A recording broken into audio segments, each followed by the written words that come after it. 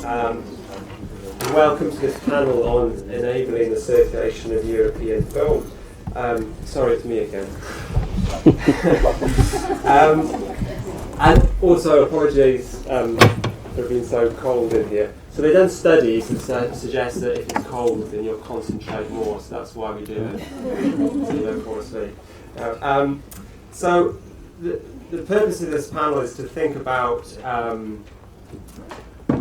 We've already seen some of the presentations that the Mercedes projects have given about how few European films travel, and those which do travel don't necessarily do very well in terms of admissions. So we're going to solve the problem of circulating European film and how we can enable that to happen.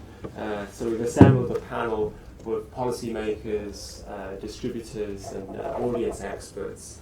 So let me introduce you to the panel. Agnieszka Moody is the Director of Creative Europe Desk UK. She's based at the British Film Institute in London. Previously the Director of Media Desk UK. Agnieszka has helped over 400 British companies to secure funding for their projects from the EU and also organise a range of industry events and conferences promoting international cooperation. With Michael. Michael Gubbins is Chair of Ffilm Cymru Wales, the Welsh film agency, and co-founder of film consultancy SampoMedia, which has acquired an international reputation for its work on audience-centred creative and business strategy in film, media and creative industries.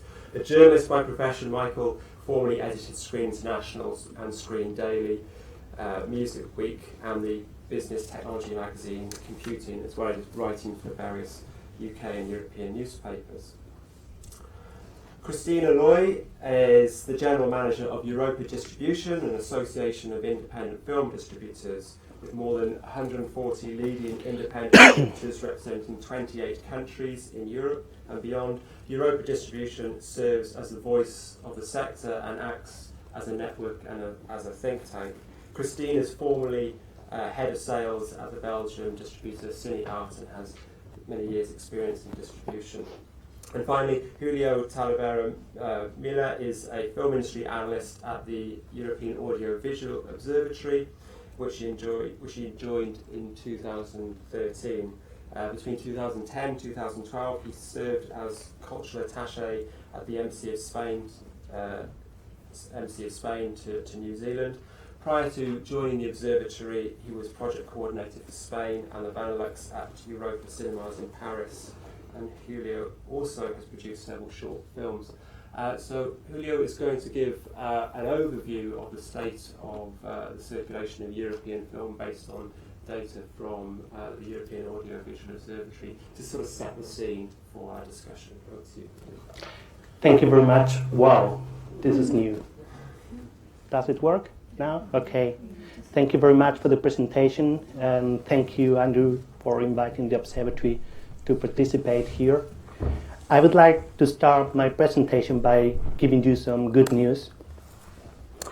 The first one regarding the market volume for European film exports is to say that it's increasing. Between the period from 2010 to 2014, we have gone from around 800 films produced and exported outside the producing country to more than 1,000 by 2014, and this trend is still ongoing. Approximately 45% over the period between 2010 and 2014, 45% of the films produced in Europe were exported outside the production country. So that means around 700 films per year on average, representing around 40% of the total number of admissions for those films.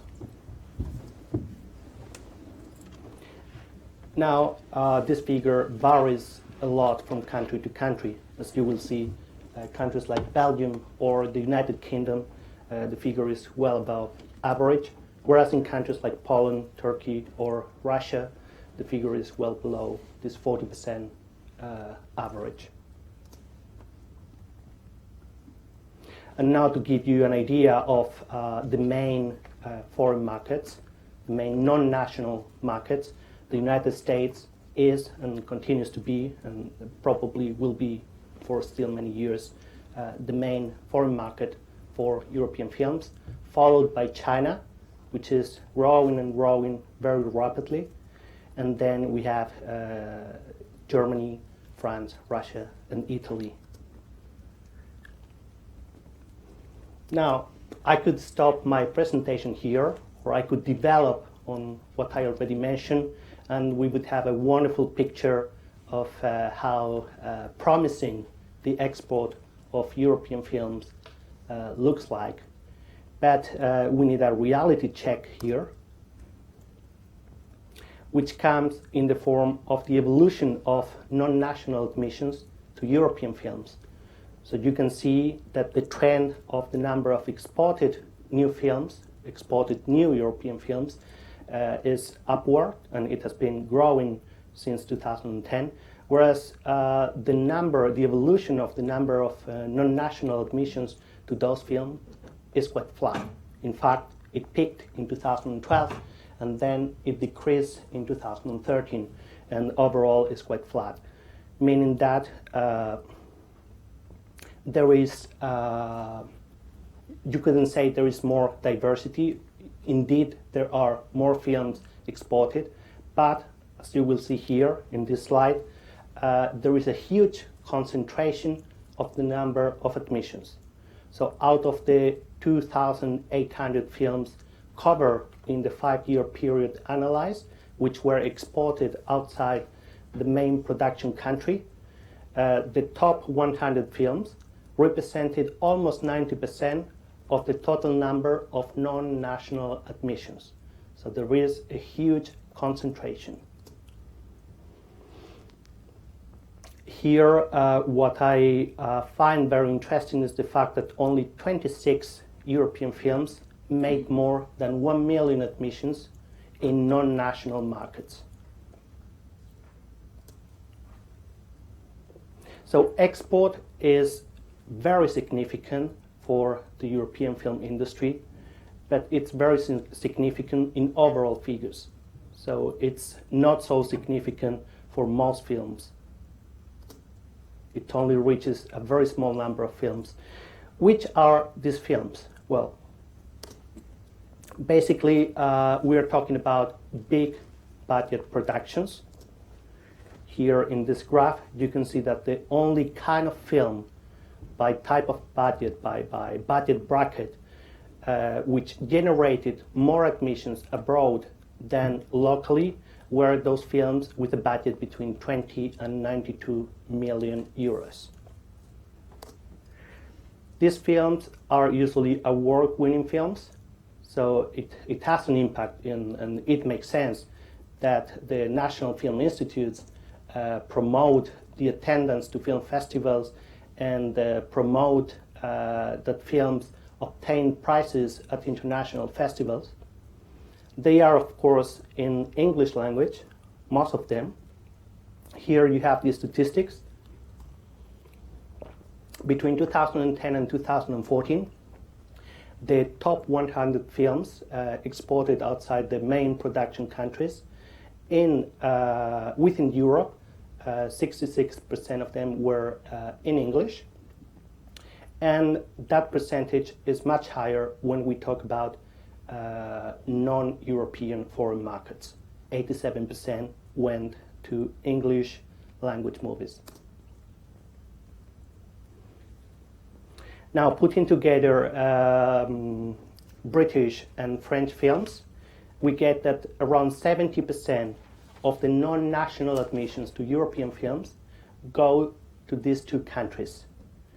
And the remaining is split between Spain, Germany, and only 40% for all the other countries. So here, as you can see, there is also a huge concentration in terms of country of origin.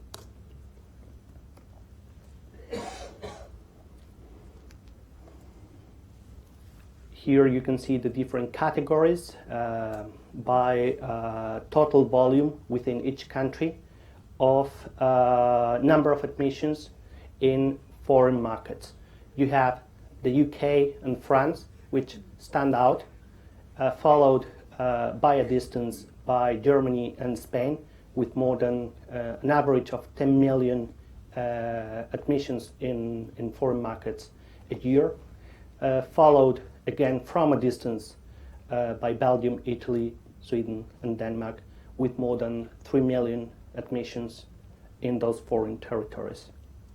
It would be interesting, although I will not do it here because I only have around 10 minutes, but it would be interesting to compare this with the total size of each market.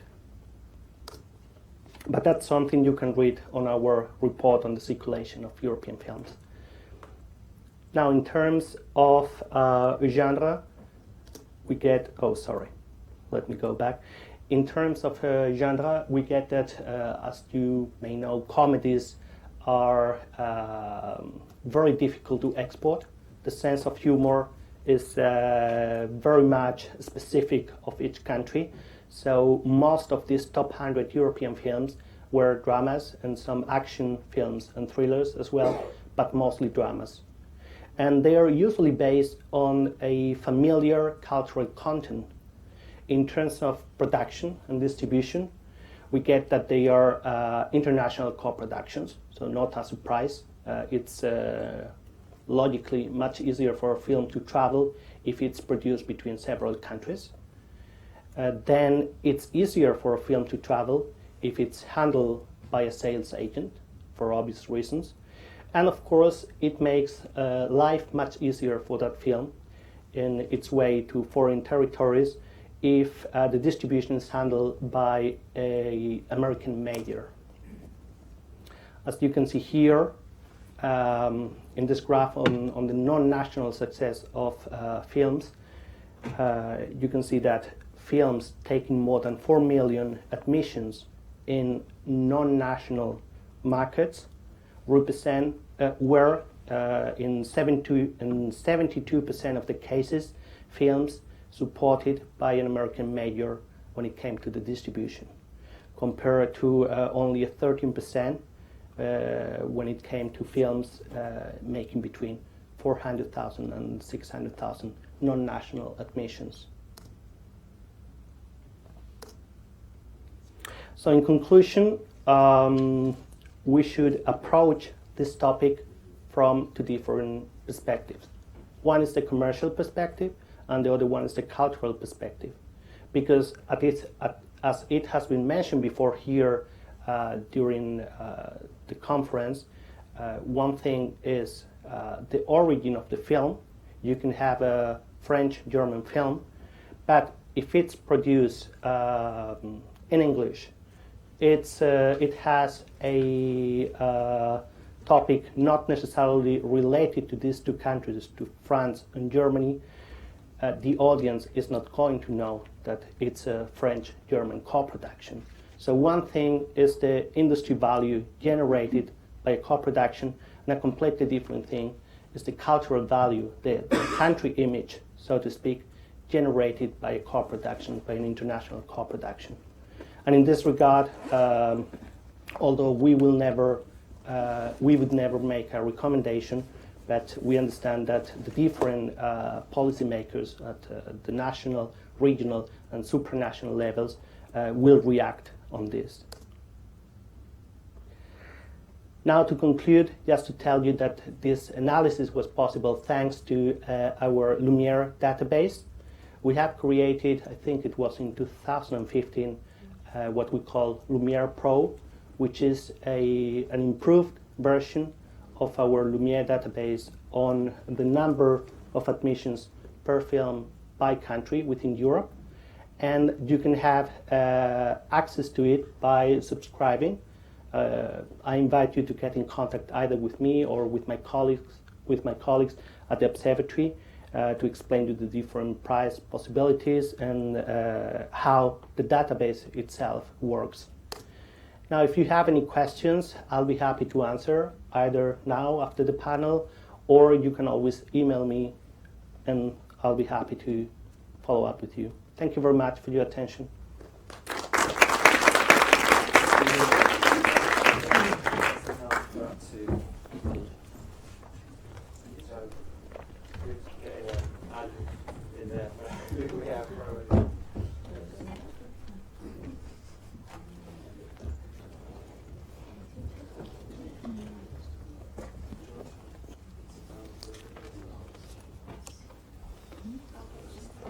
guys, come up to the.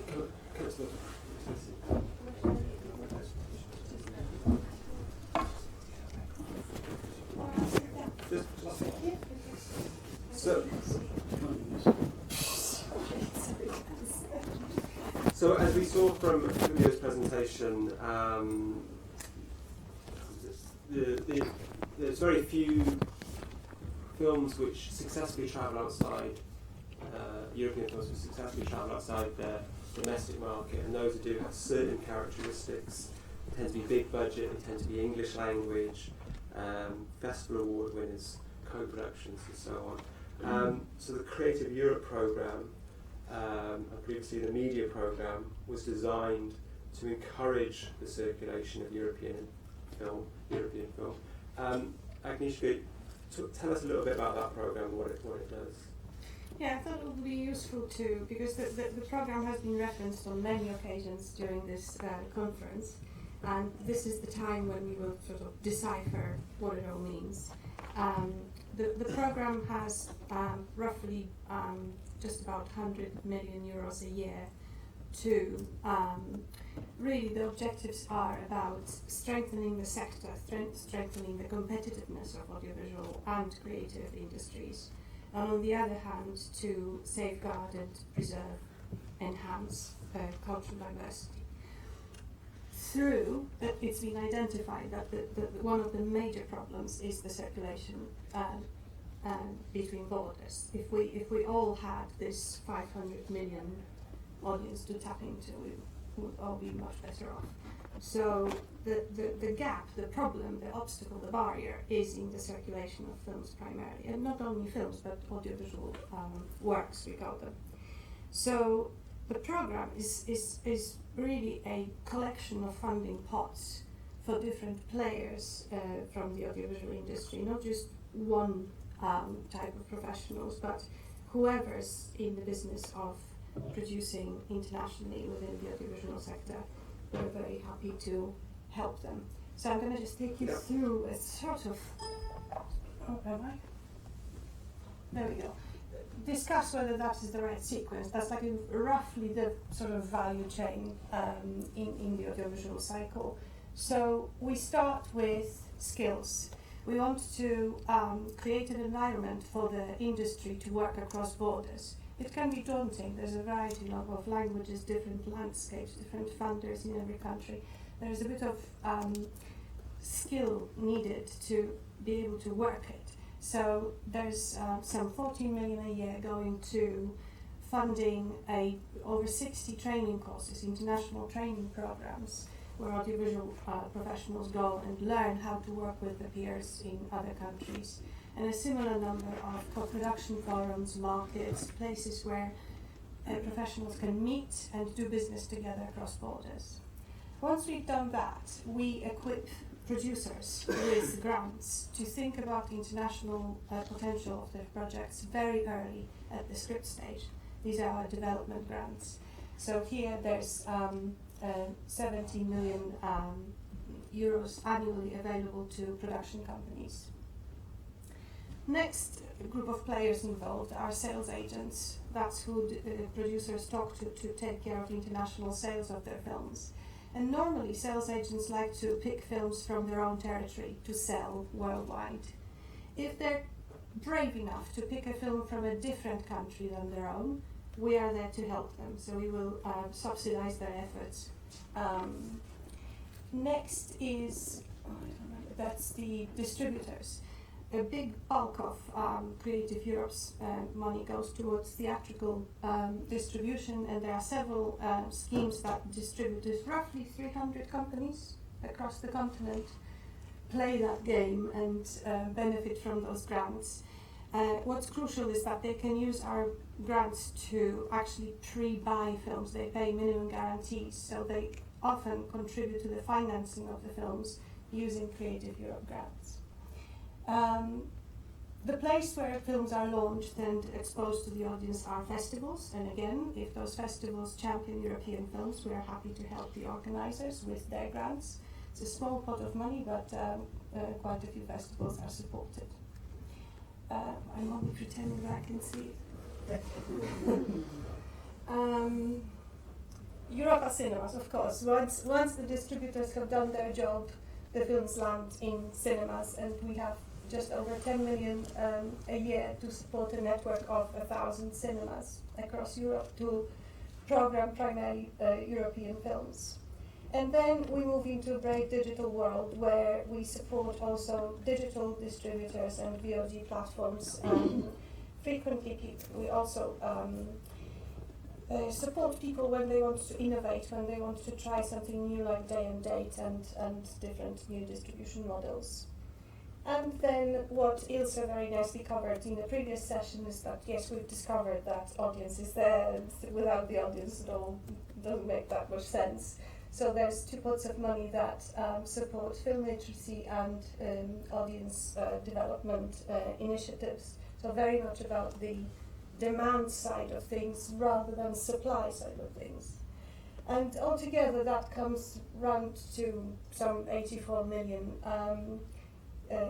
euros, because here I left out the television. International television is not really in that sequence. This was all more about films for the cinema, but that's how we're trying to help. So it follows the added value principle that the program is supposed to do something else in addition to what happens on national level, and that's how we're trying to add value by those initiatives. So it's pretty much everyone and everybody following that same principle, that we would like to see those films cross borders more readily. So Creative Europe are intervening almost every point along that value chain in order to add value and to encourage the circulation of European film, but a great part of their money goes towards distributors and distribution, which is why I'd like to bring you in, Christine, as a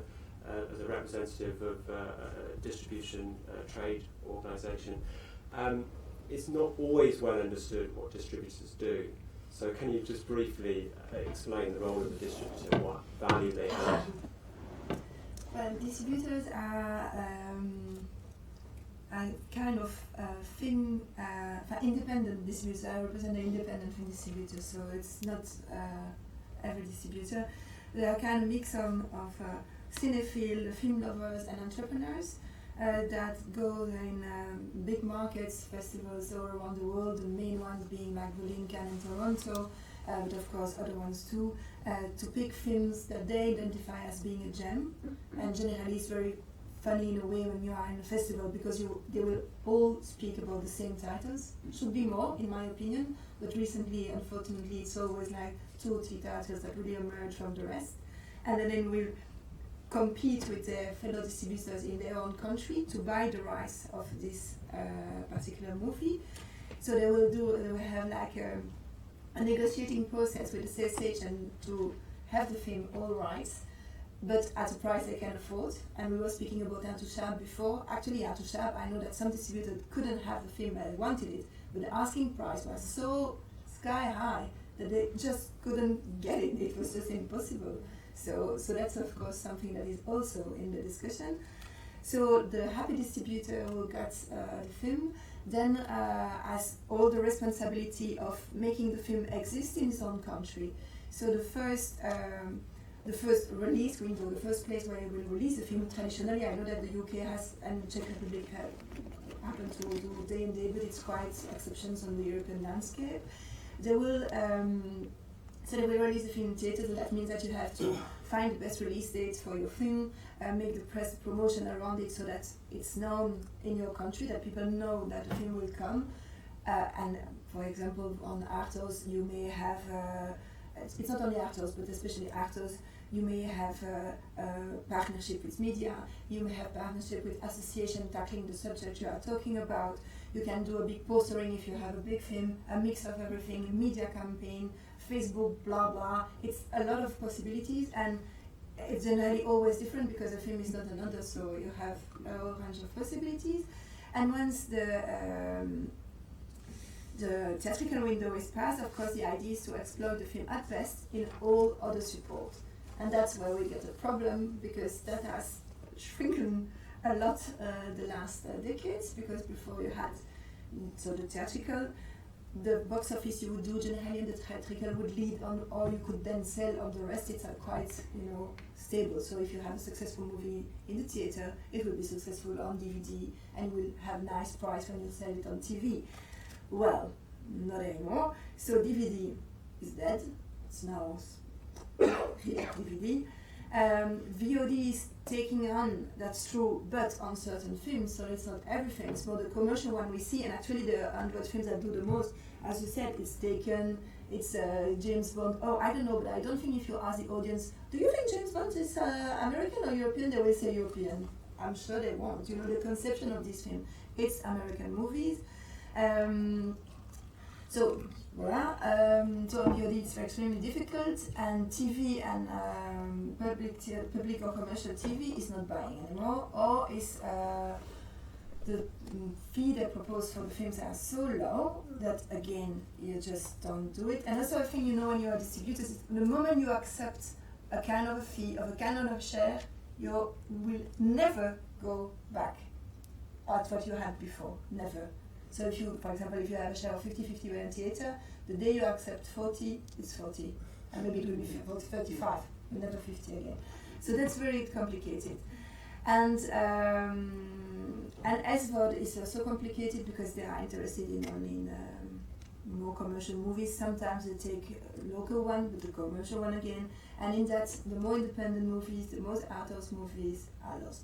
And we have also the brilliant ideas of our friends from the European institution on the top of it. So distributor today is a tough job. So it's a tough job, it's getting tougher, but we don't want to be a council of despair here. We want to come up with some solutions or some ideas as to how we can enable the circulation of European films, and particularly those smaller European films which are not big budget productions or in English language productions. Can you think of any sort of examples of smaller European films which have done well, and what was the distribution strategy behind those? I have many examples, but for the last one, for example, this year in Cannes, everyone was on Tony Erdmann, the German film from Hannah. It was just released now in some territories, so I don't have a view, and anyway I don't have a view on all the distribution strategies, because then we will be there also tomorrow morning. Rams was also released, and there I can, and it was a success more or less everywhere. In some countries 1 hour and a half, but if you look at the figures, it wouldn't be perceived as a success, because for example, in Belgium they have done like 20,000 admissions, which is actually very good for that kind of movie. Yeah, it's two old guys that are just not happy with each other, two brothers, and cheap, so it's not like any Iceland. So it's super hipster thing, so it's not really easy. But again, it was sold everywhere, which is already a good sign. If you have the press behind a film and a festival, and all the distributors that are running after a movie, it means you have something. It means you have gold.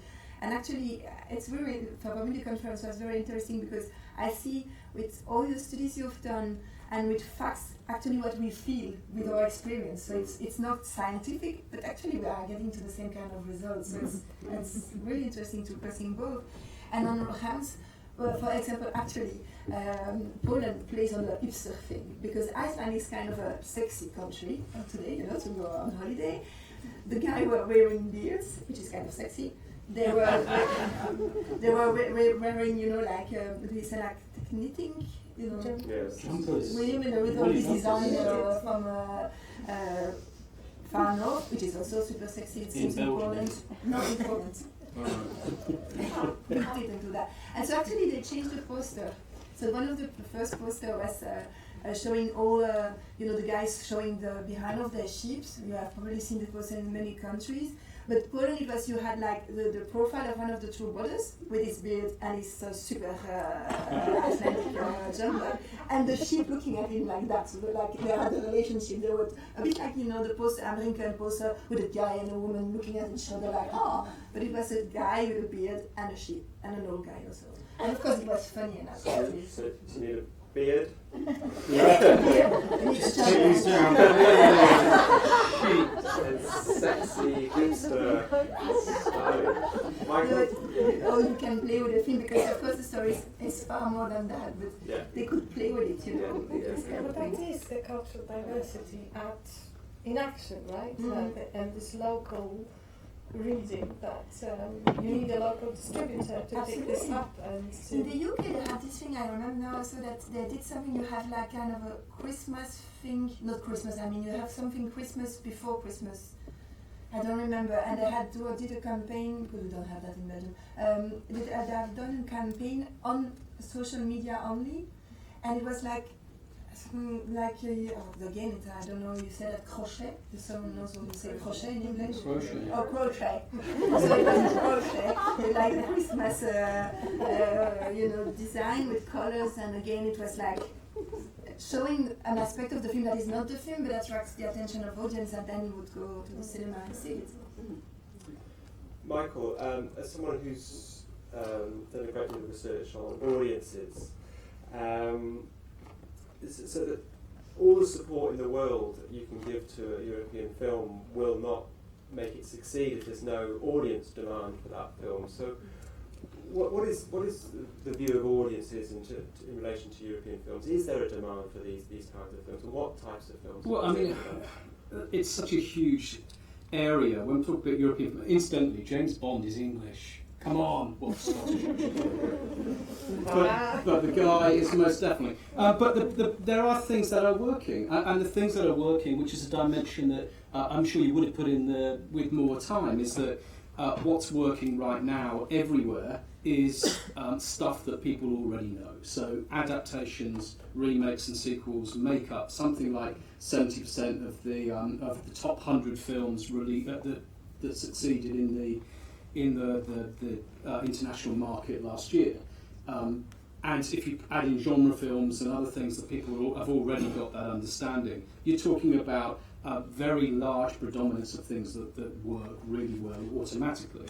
So, the English language works well, and Europa Corp is now with Lucy and Nine Lives and all these things. You've got a lot of films that are now made by Europeans in the English language because they know it works. And you could argue, what's the problem? You know, you've got a point where there are certain numbers of big films that have actually a big head start at the moment, which obviously isn't now reflected here. Amazon, I know in Cannes did and elsewhere. I've done interviews with my friend Ted Hope, who's now taken over the kind of the heading up their film productions. And it strikes me he's going to be looking for exactly certain types of European films that fit certain kinds of criteria. So there will be what we can call brands, which are the big boutique name directors, the big books that have been adapted that happen to be very big at the moment. You know, those things are going to work on a big level, and there's a market for certain types of films over a certain type of price. I don't think that's changed, and you could argue that's just fine. And at the bottom end, there are certain types of genre films that actually, although it's very difficult from a distribution point of view, there's a lot of very innovative work happening in the genre field, because genre people hang out together online. So lots of European genre fans talk to each other all the time. And in Wales, we did a film called The Machine, which became the most pirated film in the world. For a couple of weeks actually, which it seems an odd claim, but it was a very small film that actually went out, got its audience, spent a lot of time talking to existing audiences. So there are things that can happen at that end. The problem we have at the moment is the balance is completely out at the moment. So you're talking about a big increase in the number of films. Far more competition for audience time, because the truth is, when I was a kid, you know, I was a working class kid. I didn't have any, but there was 2 channels of TV or 3 channels of TV when I was a kid, and there was nothing on. The other side was a gardening programme. You've got, believe me, Robert Bresson on BBC 2 is better than some bloody gardening thing on the other side. And ITV made you want to ask your mum for instant whip or whatever it was you're after. So you didn't really do that. And the alternative was you went out to play. You can imagine how miserable in brown 1970s it was to go out and play. So what we've now got is an overcrowded market. with far more things to do. So what we're really talking about here, let's get this right, is an idea of European film that we've got in our heads. And let's be honest, after the Brexit thing, I must have knocked on 1,000 doors campaigning to remain in the Brexit campaign. But what I heard from the other side, they weren't. The art, you could divide Brexit into art house and non-art house. You could absolutely, people who go to the cinema regularly, people who don't go to the cinema regularly. So what we've got is a problem right now that there are very large numbers of films that are getting tiny, tiny audiences, and they can't afford those properties that are already known. They can't afford to buy up those book rights. And with DVD and the fragmentation of the TV audience and the lack of minimum guarantees, you've got the bottom dropping out in a problematic way of the kind of films that I think in the heads of most people here, when I say European film, they've got their idea, and it's generally an art house, quite smart kind of film. So you could say, what's the problem? What is the problem even after all that? What's the problem? People go and watch European films still. And the problem, I think, comes down to what we think about Europe. You know, European culture. Why do we subsidise films? Why is Creative Europe subsidising these films? Is it to keep companies in business? Well, no, it's because I think there is still an idea underlying this, of the idea that there is a thing called European culture, which is probably something in the making, and shoving Britain out the side door probably helps a little bit in trying to bring that kind of idea together, or we chucking ourselves out the back door, of course, in that very peculiar way we did. But there is that idea that European culture doesn't do it. Young people, working class people, lots of ethnic minorities are not going to see these films. I'll just leave that one point, which is European films still is overwhelmingly white men making films that are watched by middle class, older audiences. And I think that's what we're talking about here. If we're talking about the problem of European film, to me, the issue is how do we create a diversity of content that actually is going to make is going to add something to the cultural lives of lots of people that make that subsidy that we're talking about, that actually is responsible for a hell of a lot of the reasons why those films that do travel. What are we going to do in order to try and make those films move beyond borders? Because that's what matters. The rest of it, the market can sort out. There's plenty of European films around. What about the loss of, for a generation, and possibly even forever, of the kind of films that I grew up with, that got me excited, that gave me that sense of being a European? So some of the initiatives which Creative Europe take to help those art house European films, Michael, do you see those initiatives as working? I think that the answer, as ever, is yes and no. The trouble is, I've got this idea with it, having studied the film industry and having looked at it for a long time. I always think something's going to happen when the film industry's got bored of it, because we all get overexcited initially about cross-media or about day and date or about all these things, and then you give 1 year of experiments that don't work, and then you say, oh no, that didn't work, we tried that thing and it never happened. I think that a lot of things are being put down, a lot of ideas are being put in play at the moment by Creative Europe.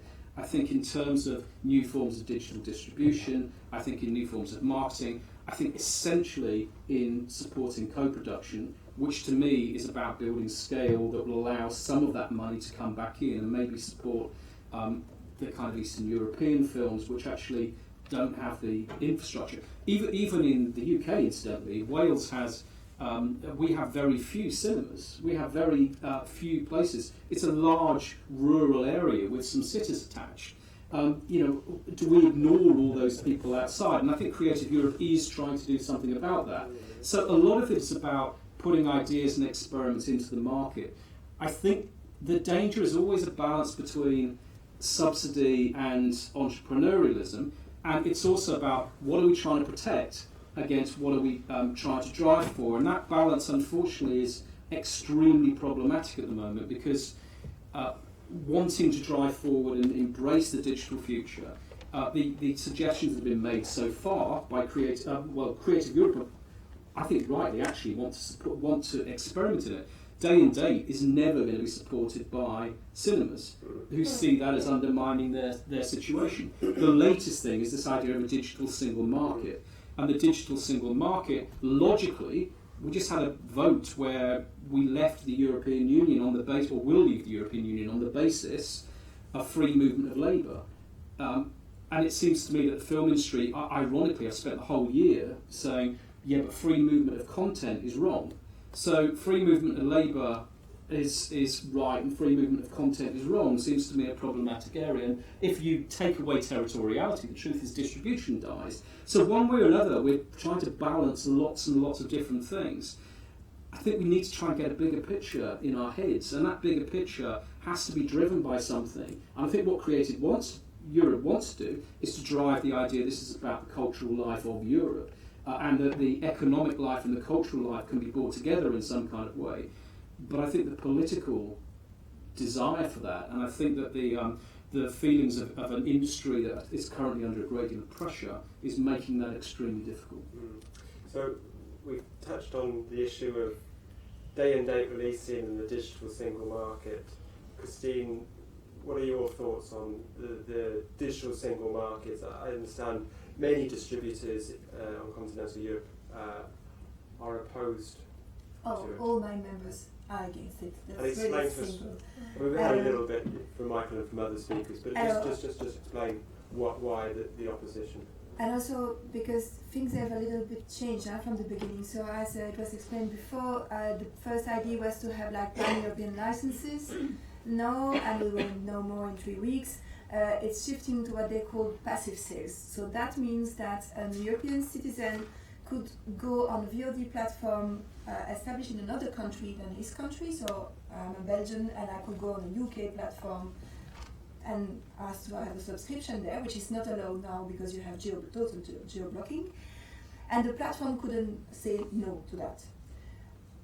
That's why it's called, the reason it's called passive is that the platform can't promote its services outside its own border. So Sky UK can't come to Belgium and say, come on, I have super nice product, I have more than the Belgian ones, come and see me. So that's why it's passive, which is absolutely hypocritical because we are in 2016, we have actually a lot of things going online. So it's really easy to know where you have soon you will know what is the best platform with the best price, with the most films. So that's already not working. And even though I know I'm French-speaking Belgian, I don't need to have promotion to know that I can watch TF1 in France on TV. You don't need promotion for this kind of thing. The problem is that when I was explaining what the distributors do, you already have a competition in your own country. You have competition when you're buying a film, but then when you're releasing a film, you have a huge competition too. You said that so the export is growing. Actually, also national products have grown in number. We were releasing like 250 films in Belgium in 2000. Now we have 420, 430. American movies remain stable. Maybe not in number of prints, but in number of release per year. The non-European, non-American movies dropped down. So Korean, Japanese movies a lot less. European movie went up, but Belgian movie went super up, for example. But the number of cinemas in Belgium are strangely the same as the population. So of course, when you get in the cinema, there is a lot. So it's a lot of competition. If you add to that, then when you go to the VOD, you can have the VOD in another country. It becomes to be crazy because it means that it's not only that your own audience can be targeted by another country, actually, like France for a country like Belgium, or for like every country for the UK. So you create a distortion in the market and that. And it's even worse because we have windows and we don't have the same release date. So let's take a film like, it's an example I use already a lot. Like Bellezza was released in France and in Italy during the Cannes Film Festival, and that's a classic. During Cannes Festival, always you have films that are released at the same time in different countries, especially the national one, because then you have the promotion of Cannes that is serving your promotion, and that's just an intelligent thing to do. But of course, not all films are released at that time, because otherwise you would have like 30 films released in the same weekend, which is already too much. We're already not far from that. So what happened is that France and Italy had released in half May. You had some countries releasing in the summer, like Poland, and Belgium was in September. And that was with normal, it was 3 years ago, so there was no problem, of course. And it was a good success in Belgium, actually. If you would have passive sales, that means that when the film is released in the theaters in Belgium in September, it's actually already on VOD in France. So try to explain to the the Belgian exhibitors that actually you're not doing kind of a day and date with France because you can't control it, because that's passive sales. But they will say, yeah, come on, they can go and see the film for less money in France, and I have to have it in my cinema. Come on, I won't do it. So actually, you don't release your film. So that's the result of passive sales. It makes the job of a distributor simply impossible. You just can't work. And the result of that is we can't work, we can't buy film. If we can't buy film, film can be made, so we will have only like some national commercial movie and American movie. That will be very interesting. I can hear some mumbling in the audience. Does anyone want to pick up on the points and make a comment in relation to what they've heard? No? Oh, okay. Oh, yeah, at the back. Only a comment. If the market is overcrowded, why the EU or Creative Europe is not paying for non-making films instead of making films? But thank you very much for this point, because I'm just thinking exactly that there's always been historically abundance of funding to create more films, to make more films, and then much less of an engagement in getting those films in front of the audiences. So we're not talking about the subsidiarity and added value of the EU interventions. We're talking about national public money for films across the European countries, and not even just about the soft grants from CNC or BFI, but the tax money, the tax incentives. That's where the big bucks are, and they primarily stimulate more production. That's the problem, is it? Too many films? Well, if support one side of the value chain, why then leave it halfway through? Yeah, but that's where our problem lies, is why, what is it for? And I think, we talk a lot about overproduction, which actually isn't true of a lot of countries. I mean, if you're in Eastern Europe, you're not getting a lot of overproduction. And I think one of the things when we talk about Europe is it's constantly necessary to remember the imbalance, that there are rich countries, the UK, France, Italy, Spain, they make up, that's 70% of films made are coming from those countries. They're coming from the 5 big countries. So the little countries, that's not true. The second thing is, I want to see more films being made in some ways, in the sense that it seems to me for the first time in history something very big has happened that could be incredibly significant, which is anyone can pick up a camera. That doesn't matter who you are. On my phone now, I've got more film-making power than an old Super 8 camera would have had, that would have been in the hands of a tiny number of people. It's no longer chemistry, it's physics. It's now very straightforward to make and distribute those films. Now, people say, it's not a human right to make a film. I think actually it is a human right to express yourself, but what it isn't a human right, where it is a problem now is that the subsidies, what are the subsidies actually for? What are we trying to create out of these subsidies? Is it to try and keep some kind of infrastructure, some kind of business structure together, some kind of industry thing together, or is it actually we have cultural ideas beyond that? In which case, why are we not looking at film in a rather different way and saying, look, maybe we should be stopping focusing so much of the production on here and putting a lot more energy on how do I create and find talent amongst the large skill base of people who might be making films. But it comes down to our problem of demand. And the problem is that I don't think people don't want films. When people say people don't want those films anymore, I just think they're not introduced to lots of films. Or, when we talk about millennials at the moment, we're really talking about a huge amount of choice you never had before. There is not a singular culture anymore. A thought that crosses my mind a lot is in my 50s now. When I was in my 20s as a journalist, we basically killed off the generation before us. We were the nouvelle vague at that time. And it was kind of, you've done your bit, Grandad, bugger off. Now it's our turn, and we'll recreate the industry in our image. We'll recreate our films. And I wonder why, I was thinking a lot, why doesn't another generation come through with all this filmmaking power and say it's time for you lot to go?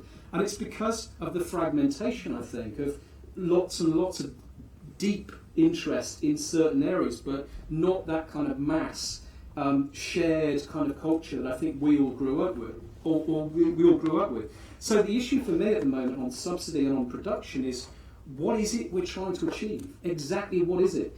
And I think that what we need to work out, to me, the key areas, I'm just going to mention these two things, I know I don't want to ramble on this, but one is we need to know we need far more data and far more knowledge as the basis of this stuff, and that's a huge weakness in the industry. The reason why Amazon is supporting art house film is because it is not some vague idea that someone likes it. It's because they are sitting on some giant big data that tells them people who watch art house films also buy premium products. And when you ship them around, you get it on your Amazon Prime account, also gives you free delivery. And those of you who get Amazon Prime and do this, you will know you end up buying high value things. You spend more time on Amazon. And Amazon knows what you want for your birthday more than your kids do. So you get that weird. So that is important. And in terms of demand creation, I think that's where we've got to be thinking quite differently. And I think that the focus is probably around education. That to me is the only time when you're going to get everyone in the same place at the same time. And it's that weakness, that combination to me of education. And literacy, of participatory and active involvement in film, and this whole idea of data, coupled with one last thing, which is we still work film to film. When we talk about European films, we're still working film to film, which you have to.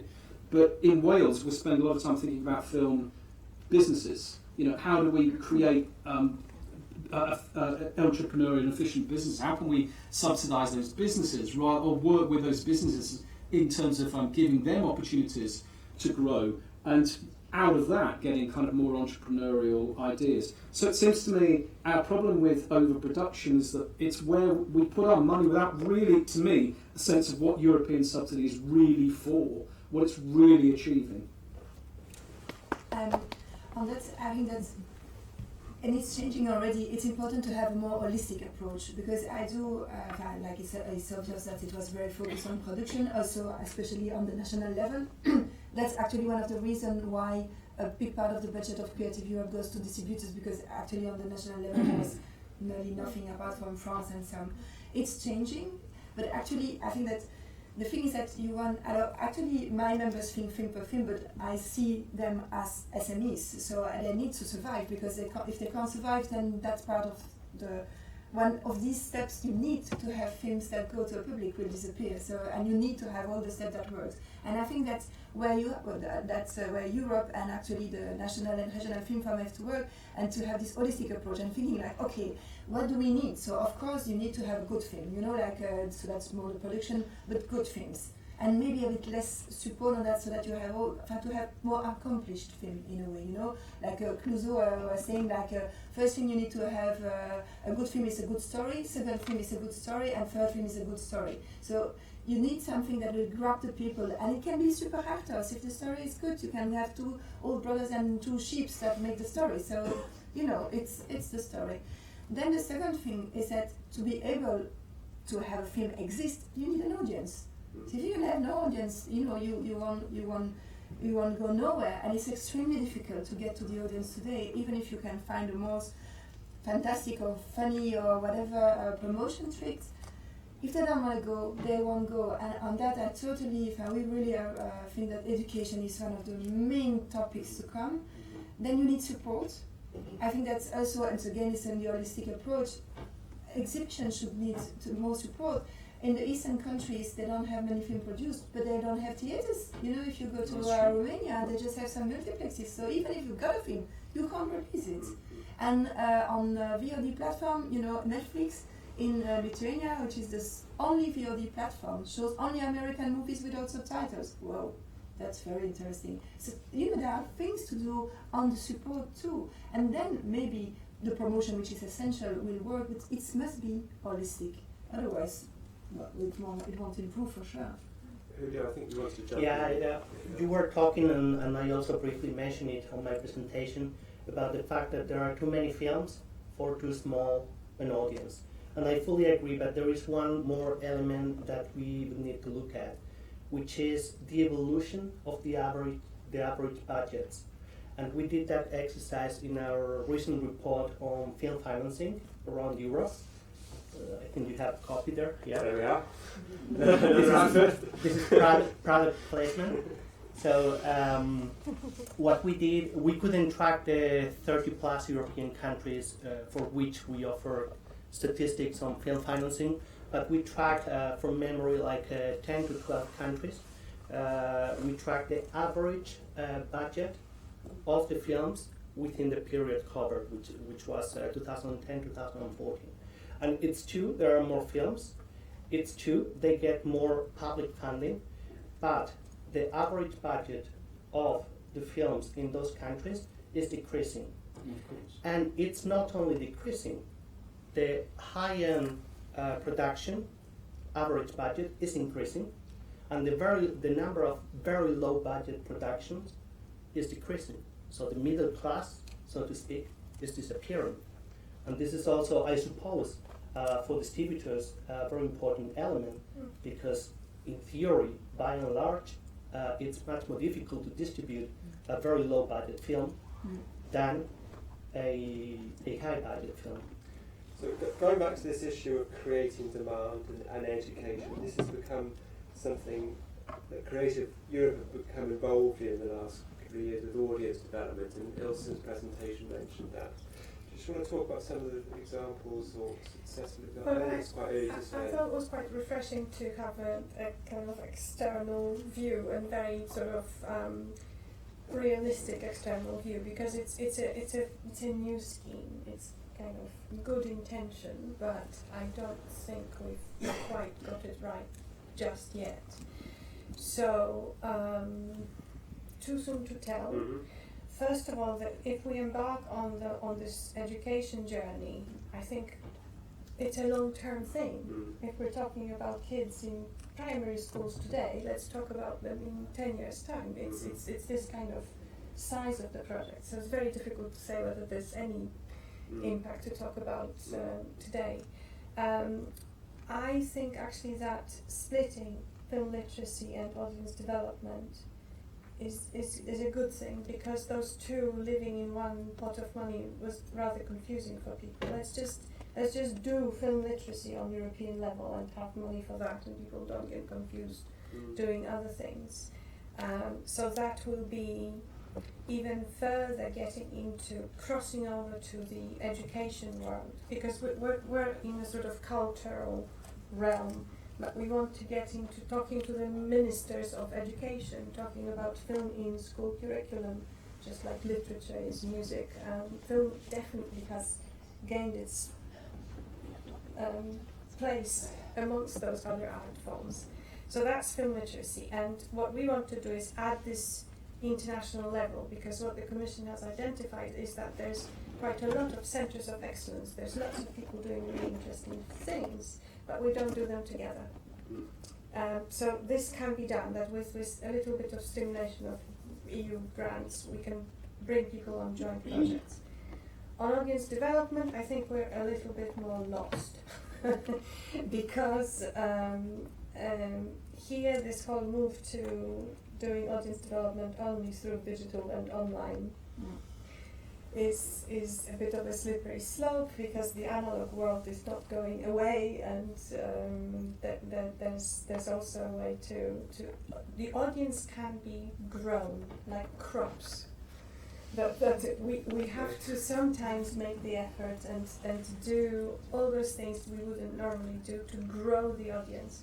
And that money could help with that, but not necessarily only through digital means. So let's watch this space. Let's see how it develops further. Michael, the consultancy that you run, SampoMedia, has done a lot of research on audiences. And as you said, creating audience demand is a key thing to be doing. And also, you mentioned your own background. And I suppose one of the big challenges is diversifying that audience, because the audience, for particularly for art house European films, is a very white, middle class, well educated, older audience in some respects. So, what sort of examples or what sort of initiatives could you talk about? Well, I can tell you the one of the things about chairing a film agency, which is a very odd thing to do when you've been a journalist, telling everyone what they should do for ages. Actually doing it, it's a terrible idea, actually. It's easier to commentate than to actually do things. But I think it's interesting how we've approached this particular problem. And it's worth having a look if you're not already aware of. We've taken this view we call the magnifier approach. And the idea is, if you're going to create demand, you've got to go right back to the beginning of projects. That actually demand creation quite often happens later on, often after you've finished producing the film. And then you've got a relatively low window of opportunity. And there's a second problem, which, as I said, most successful films are based on already pre-existing IP or pre-existing knowledge, which is why you've got this polarisation, actually, that stars cost more money, the big have to get bigger in order to succeed, the small have to get smaller, and there's this huge gap in the middle. So our view has been, well, why don't we, at the very earliest stages, have every producer that works with us and that we fund joins this a cohort at the beginning of every year, where we share all of the data and the knowledge that we've got from all of the other previous films that we've been involved with and other data outside. Because it's worth remembering, when films fail in Europe, in Britain, everywhere, we hide them away. We pretend they never happened. You know, failure is something like a crazy granny. Not that I've done this to my crazy granny, by the way. Stick her into the attic somewhere and don't ever hear from it. Actually, failure should be the basis of knowledge. Failure is what we should be working on. And as most films fail, we should be sharing that data. So you bring everyone together at the early stages, you share all the data, they work together and collaborate on things. And because they can't afford the IP necessarily at the beginning, they can't afford those book rights and so on, our view is, why don't we start trying to build those rights from the story of the film? So we're working on things like games around films. We're working with Penguin on creating books around films. We're looking at audience strategies at the earliest stages of development, rather than waiting for a rescue mission from distributors. And actually, distributors that work with us have got so many great ideas because they've got that connection with the audience. And suddenly you start building up a whole different kind of approach and attitude that brings in things like the cinema experience. And if we try, and our view is we've got to take this out to more people. Well, opera understands the cinema experience, it seems to me, far more than film understands the cinema experience these days. Opera knows that it's got to go out and get more people, so it goes out into cinemas. So what we've done, we reopened a cinema that was built by miners in the 1920s in a very, very deprived area, and we just said, look, you take control of your cinema. You know, you program it, you do it. We get them to do it. They make films for themselves. And I think it's that feeling that your holistic strategy has to be based with those stories at the very earliest stages, getting everyone participating. Otherwise, we end up, you can build diversity at that level. What I'm saying is you can deal with individual audiences, you can deal with the different minorities or with people from different demographic groups if you start thinking at that early stage, and you can build that into your strategy. The alternative, it seems to me, is that you end up with films going out through the same structures and the same approaches, and it doesn't mean that they fail. Actually, you know, what's wrong with, there are certain types of films that 40 pluses enjoy watching, and you know, I sit in cinemas, they make good money, exhibitors make good money, distributors make good money. It's not that there won't be films, it's about the approach at the earliest possible stage, and then feed education skills and so on into those structures, so you're constantly feeding and creating a circular motion. Now, in the context of Wales, it's a small territory, it's a relatively small fund, it's a relatively small area, but it's already, I think, beginning to make a success. And what I'd like to see is those kind of ideas brought into bigger European structures, because the objectives become clear: audience development, new IP, and a diverse diversity in production and diversity in consumption. And I think once you begin to think that way, you begin to, I think, start seeing some opportunities that aren't there at the moment when you approach things as, oh, we're going to do something innovative, so we'll throw a load of money over here, or we need more productions by X. Anyway, that's, for what it's worth, that's the approach that's come out of all of that research, and we're trying to put into action. Let's take some comments or questions from the audience. Are there any comments or questions at all? building on what's being said, is there also a question of formats and platforms in terms of particularly reaching a younger generation, a kind of sense that possibly the kind of diversity and creativity and experimentation that everyone wants to see in cinemas from a younger generation of filmmakers is probably happening in places we actually have no idea about. It is, absolutely. And how do you work with encouraging that kind of that sort of visual storytelling creativity to see the cinema as a kind of as the medium through which to express that? By not in an elitist way saying, well, if you're producing this in a short sort of 3-minute online piece, it can't be any good because it has to be, shown. How do we? I think it's quite clear already that's happening. I mean, SoundCloud culture, you might call it in music, where you actually have, you have bands emerging that have built their own audiences. The biggest stars in the world right now are YouTubers that started out with none of this stuff. Most of them have no interest in joining an industry that doesn't seem to offer an enormous amount in terms of financial rewards or in terms of careers. So I think what you're really trying to work out is, because that stuff is happening, people are making interesting things. It's what contribution can we make? What is it we can do in terms of either encouraging or working with that, so that we encourage the skills that might be involved. We go to people who are doing interesting things and offer them means to get kind of better at what they do if they're interested. That's certainly one side of it.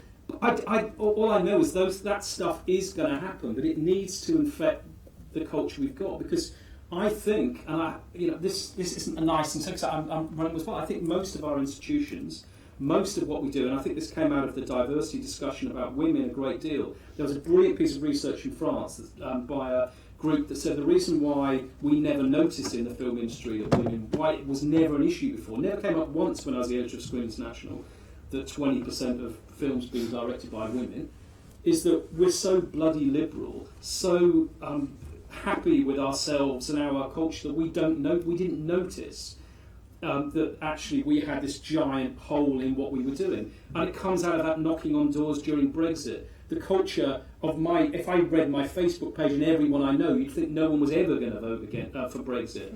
When I knock on doors, I hear rational, decent people from the background I'm from who are just saying, I'm sorry, this just isn't working for me. I'm going to make... And we didn't know that culture. There was no engagement with that culture. So to an extent, it's saying the culture we built, it's time it got off its arse and started actually trying to engage with other forms of culture that aren't under our control. They're things that are happening anyway, and people making their own kinds of films. How can we make that relationship work with the digital opportunities that are now with us? Any other questions or comments at all? Well, one kind of just almost anecdotally, just in terms of the competing VOD initiatives that you do. I mean, it's laudable in one extent, but it also goes towards fragmentation. I think there's just too many VOD platforms for us to check out, depending on what kind of film I'm interested in watching, like Dr. Ryan's or Moody or. And 3,000 more. I mean, I haven't tried everything, but I've seen what's been and Distrify, and I've seen what's been done historically. It seems like BFI Player, while still being developed, points the way to at least a coherent platform or portal where European film can be branded, and starting out from primary school, that's the go-to place to find it if you're interested in it. And I think for me in the digital realm, that seems like that's been missed. Obviously, it's maybe anti-competitive to just favour one over many, but I just feel that could be more of a part of getting eyeballs and growth. There's a pace to it, right? Because we started supporting VOD platforms, 7, 8, 9 years ago? A long time ago.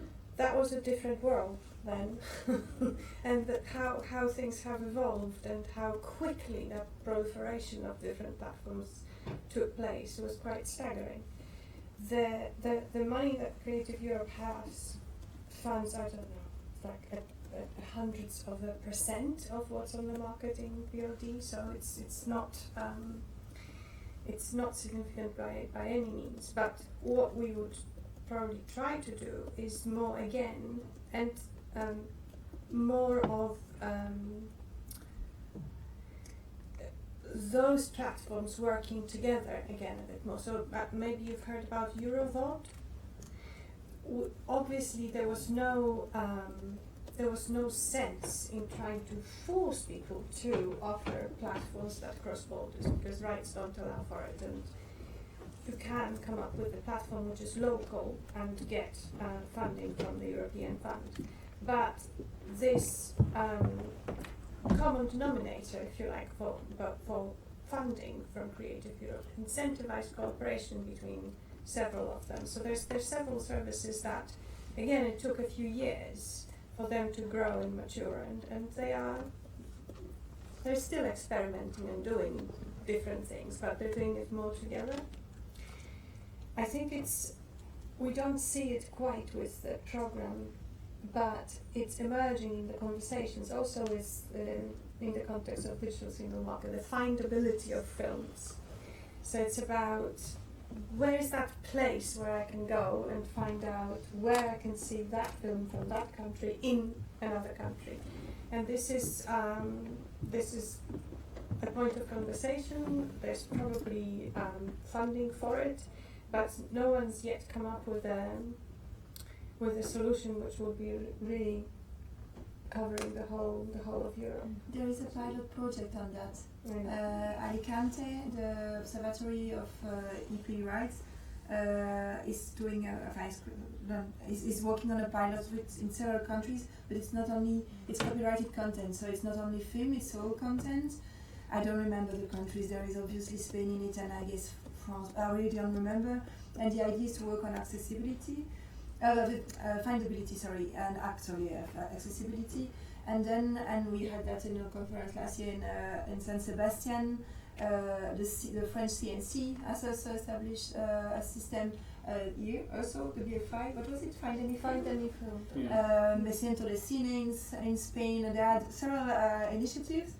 And so now what we are trying to do as Association of Distributors is to be in talk with all the film agencies who are generally behind these things, so that we can give our feedback as professionals, so that it feeds their reflection when they are trying to build things, because of course not all countries are as far as these countries, and to have something like, as you say, but also not only for VOD, like, okay, I want to see the Fernman, I can see it on Arte, or I can see it on that platform, or it's actually screened in the Cinematheque. Or the last, Ramsa, my favorite example, is now in the theatre near you. You know, that is a very more holistic approach that you can find easily things. Actually. But it requires effort. That's the whole problem. I think that if you were trying to increase the circulation of European film, as with so many things, Europe should add 2 hours on the day, because the truth is, it's time. Time poverty is what's driving most of this. Nearly everyone here who's got a Netflix account here. And how many of you end up watching things on that Netflix account you never intended to? But the front page is what drives you through your stuff. So those who've got Netflix accounts, how many of you are watching, what's it called? I can't believe that's dropped out of my head. The big thing that everyone's watching at the moment. Everyone's who's watching that?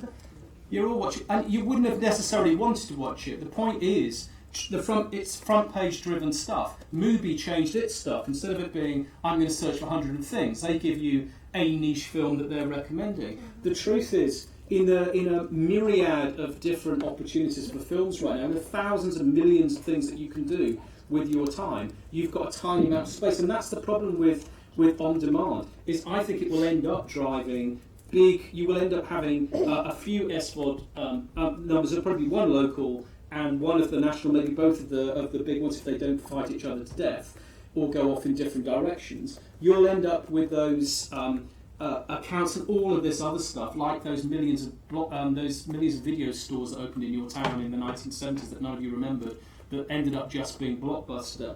You'll end up with less and less of those, and that's our problem. The big get bigger, the small get smaller. What we're trying to work out is what we can do about that middle bit.